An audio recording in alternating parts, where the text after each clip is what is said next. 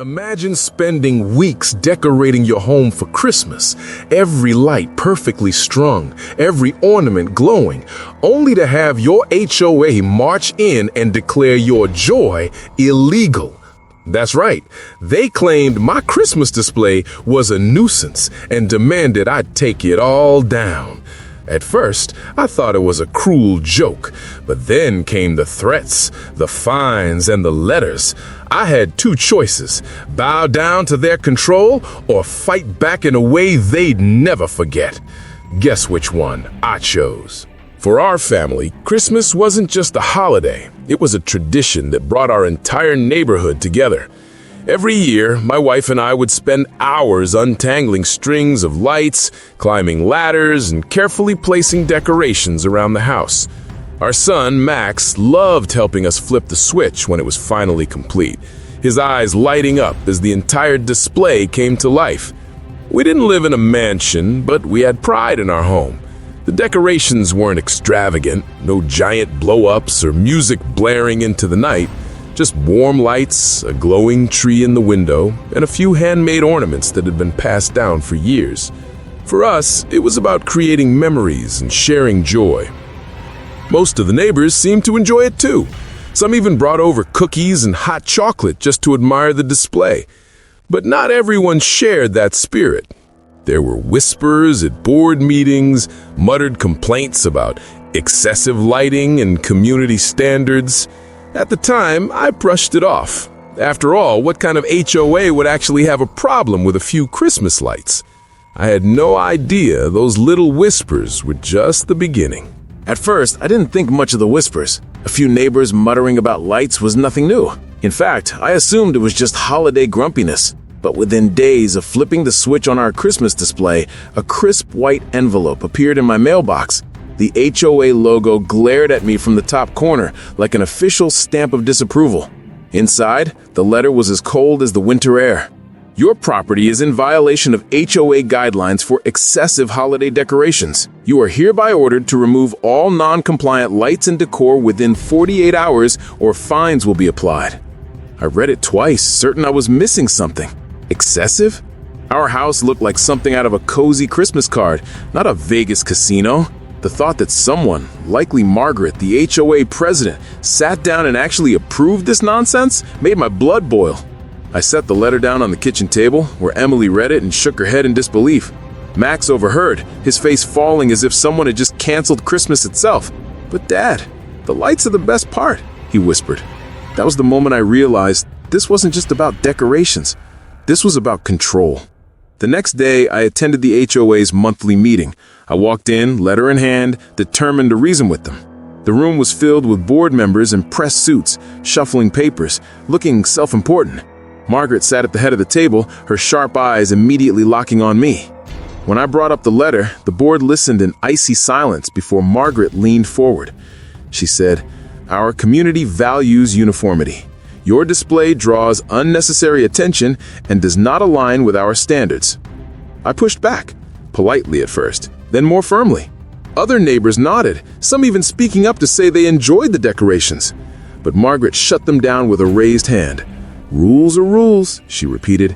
"If you can't follow them, you'll be fined daily until compliance is achieved." It felt less like a community meeting and more like a trial, and I was the only defendant. Walking out of that room, I realized this was no misunderstanding. This was deliberate. Within a week, the harassment escalated. Another letter arrived, this one demanding $100 per day in fines if the lights weren't removed. Then came the threats of legal action. Outrageous, considering we'd only had the lights up for a couple of weeks. Neighbors who had once stopped by to admire the display suddenly avoided eye contact. Some admitted quietly that they'd been warned too. Support him and you'll be next. One evening, we came home to find a board member standing in our yard with a clipboard, measuring the distance of our decorations from the sidewalk.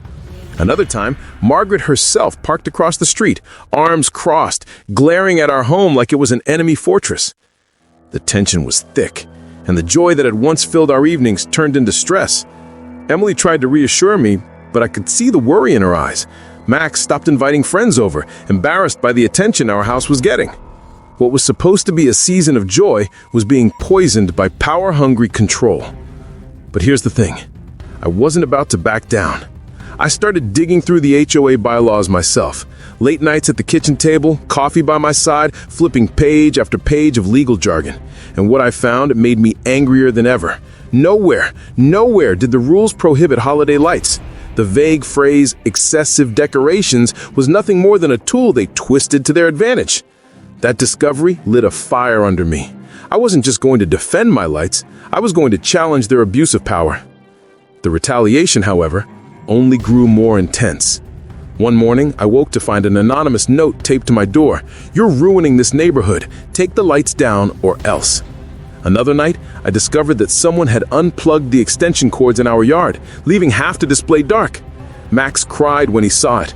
Emily and I fixed it together, but I could feel the invisible line being drawn. The HOA was escalating, hoping I'd crack under the pressure. Instead, I doubled down. I added more lights, a glowing star on the roof, a wreath so bright it could be seen from the end of the block. If they wanted to fight, I was ready. The board responded with yet another fine notice, this time threatening a lien on our home if we didn't comply. It felt surreal. All of this over Christmas lights? Neighbors whispered support, but fear kept them from acting. Some even slipped me quiet words of encouragement. One even admitted, "We're all rooting for you. You're standing up to what we've all been afraid of." But support and whispers didn't stop the harassment, and as Christmas approached, the tension peaked. Margaret scheduled a special hearing specifically for me, a move that felt less about governance and more about humiliation. I walked into that meeting prepared. Bylaws in one hand, photos of other homes with decorations in the other. My heart pounded, but I refused to let them see fear. Margaret started with her usual stern tone, announcing that I was non-compliant and undermining community values. The board nodded along like puppets, but then it was my turn. I laid out everything: the vague rules, the inconsistency, the clear favoritism shown when other homes had displays with no complaints. And when I quoted their own bylaws back at them, the room grew tense. Margaret's smug smile faltered. The showdown had begun. The night before the HOA's special hearing, I barely slept. I kept replaying the past few weeks in my head, the threatening letters, the fines, the anonymous notes, the humiliation, all because I dared to hang Christmas lights on my own home. It was absurd, maddening, but it had all built to this moment. Walking into the meeting room, I could feel the hostility before a word was spoken. Margaret sat at the center of the table, her arms crossed, lips pressed into a thin smile. The other board members sat stiffly beside her, shuffling papers like they were preparing for trial. A few neighbors had gathered in the back of the room, curious to see what drama would unfold.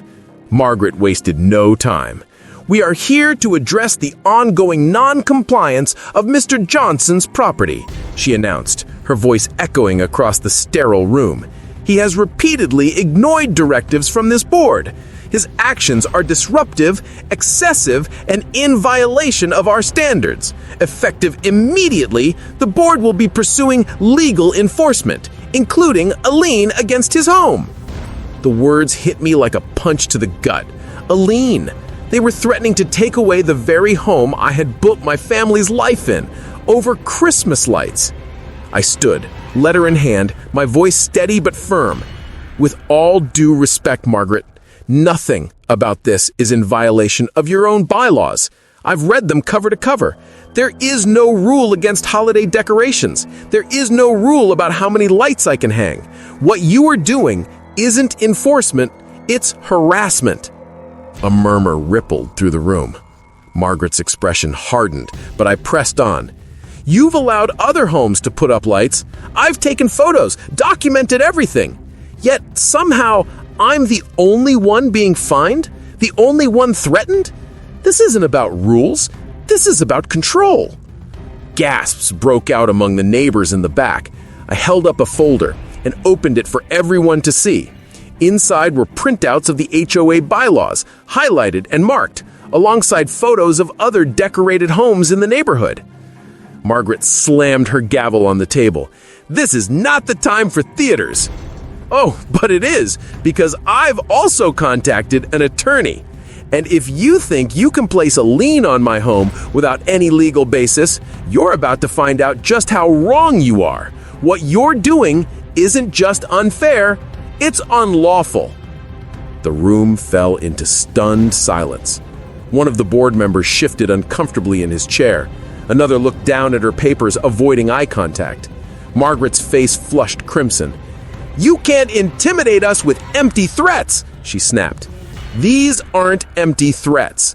I have every letter you've sent, every fine notice, every ridiculous demand you've made, all documented. And if you push this any further, my lawyer will be more than happy to introduce you to a judge. Maybe then you can explain how banning Christmas lights somehow protects the community values you claim to represent." The atmosphere shifted. For weeks, I had been on the defensive. For weeks, Margaret had held the power. But now, the balance was tipping. One of the neighbors in the back spoke up, his voice trembling but clear. "He's right. This isn't fair." Another followed. "We all put up lights. Why single him out?" Then another. "The Johnsons' lights are beautiful. They make the neighborhood better."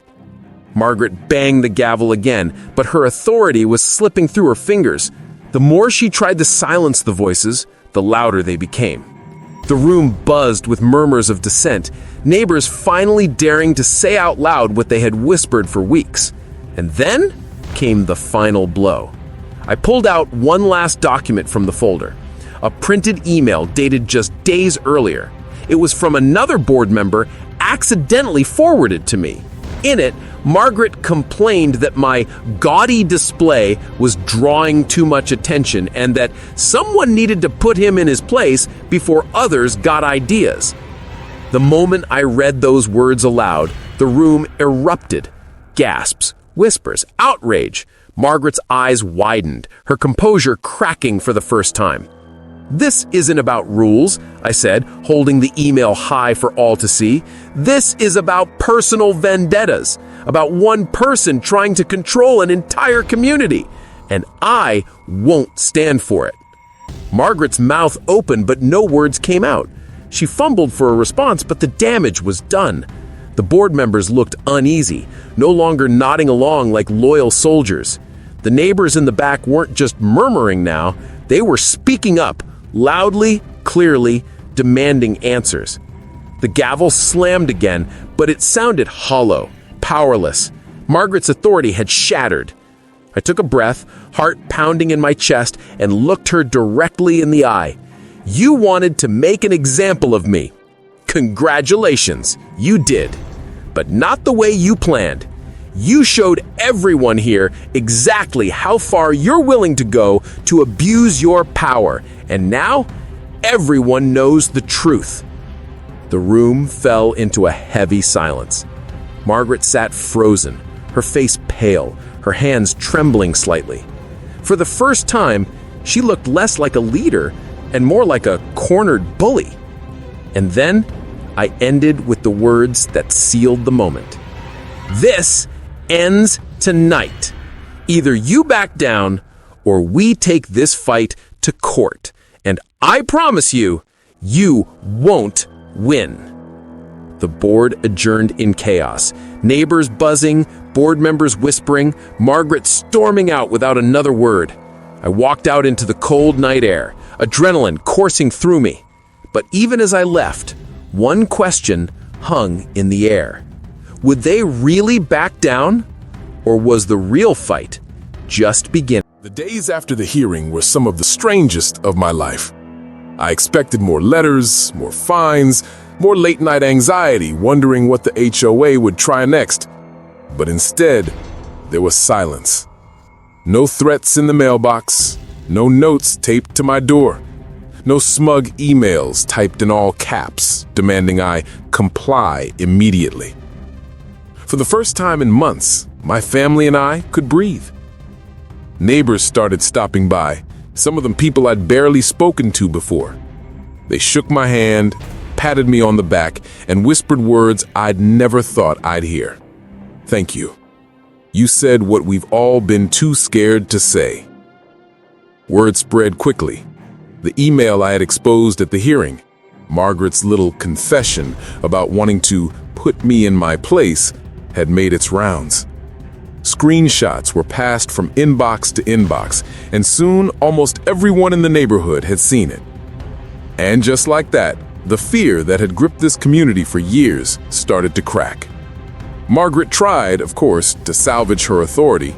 She sent out a carefully worded newsletter claiming her words had been taken out of context and that the HOA was committed to fairness. But the damage was irreversible. Board meetings that used to be sparsely attended were suddenly filled with neighbors. People who had never bothered to show up before were now demanding answers. Questions were asked, records were requested, and for once, Margaret didn't have the power to brush them off. Behind closed doors, the board fractured. Some members wanted to double down, to defend Margaret no matter what. But others, embarrassed and unwilling to face potential legal fallout, began distancing themselves from her. Within weeks, a petition circulated calling for a recall election. I hadn't organized it, I hadn't even signed the first copy, but my name was mentioned every time it passed from one house to another. If Alex hadn't stood up, none of us would have dared. The night of the recall vote was unforgettable. Dozens of neighbors gathered in the clubhouse, the air buzzing with a mix of nervous energy and quiet rebellion. Margaret stood at the front of the room, still clinging to her role, still insisting this was all a misunderstanding. But the vote was swift and the result was undeniable. By an overwhelming margin, Margaret was removed as HOA president. She stormed out without a word. Her once iron grip on the community dissolved into nothing more than bitter silence. What followed was nothing short of transformation. For the first time in years, neighbors smiled at each other without fear of being reported for some petty violation. Holiday decorations appeared across the neighborhood. Wreaths, lights, inflatables, all the things people had quietly avoided before. Kids rode their bikes without worrying about receiving letters for leaving bicycles in plain sight. Families started holding barbecues in their yards again. It wasn't perfect, of course. HOAs don't disappear overnight, but the atmosphere shifted. The fear was gone, and in its place was something I hadn't felt since moving here: a sense of community. As for me and my family, we kept our lights up until well after New Year's. Each evening, when the sun dipped below the horizon and the house glowed in colors of red, green, and gold, I felt a small surge of victory. Not just because I had stood up to the HOA, but because my family could finally live without feeling watched, judged, or controlled. Emily told me one night as we stood outside sipping hot cocoa, "I've never seen Max so happy." He was running around with the neighbor kids, laughing and carefree in the glow of the lights. You didn't just stand up for us. You stood up for everyone here. And in that moment, the months of stress, the sleepless nights, the endless fights, they all felt worth it. But the impact didn't stop with our neighborhood. A few weeks later, I received a message from a homeowner in another state. She'd heard about what happened through a friend of a friend who shared the story online. She was facing her own HOA nightmare and wanted advice. That's when it hit me. This wasn't just my battle. Homeowners everywhere were dealing with the same petty power struggles, the same abuse, the same fear of speaking up. My story was just one of thousands. And maybe, just maybe, by standing my ground, I had given others the courage to do the same. In the months that followed, our HOA adopted new rules. Not rules for decorations or lawns or mailboxes, but rules about accountability. Board meetings were recorded, financial records were made public, decisions required majority approval instead of unilateral decrees. It wasn't perfect, no HOA ever is, but it was progress. As for Margaret, she kept to herself. Occasionally, I'd see her walking her dog, avoiding eye contact, her once intimidating aura reduced to little more than a shadow of what it used to be. I didn't hate her. I didn't even wish her ill. But I knew one thing for certain. She would never hold that kind of unchecked power again. Looking back, the fight had taken a toll. It had cost me time, energy, and plenty of sleepless nights. But it had also given me something more valuable.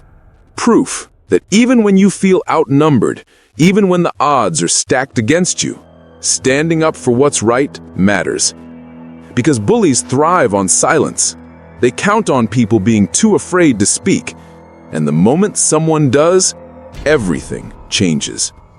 So if you're watching this and you ever felt powerless in your own community, if you've ever been told to just go along or don't make waves, remember this. You don't have to let someone else dictate how you live in your own home. You don't have to surrender your peace to pettiness and power trips. Sometimes, all it takes is one voice saying, enough. And as the lights twinkled on our home that winter, brighter than ever, a symbol of resilience and freedom, I realized something I'll never forget. You can take away decorations, you can threaten fines, you can even try to scare people with legal threats. But you can't control a community that decides to stand together. And that, in the end, was the greatest victory of all. So let me ask you this. If your HOA tried to strip away your joy, your traditions, your freedom, would you fight back? Or would you let them win?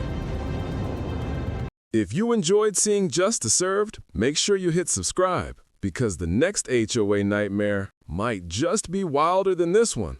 Don't miss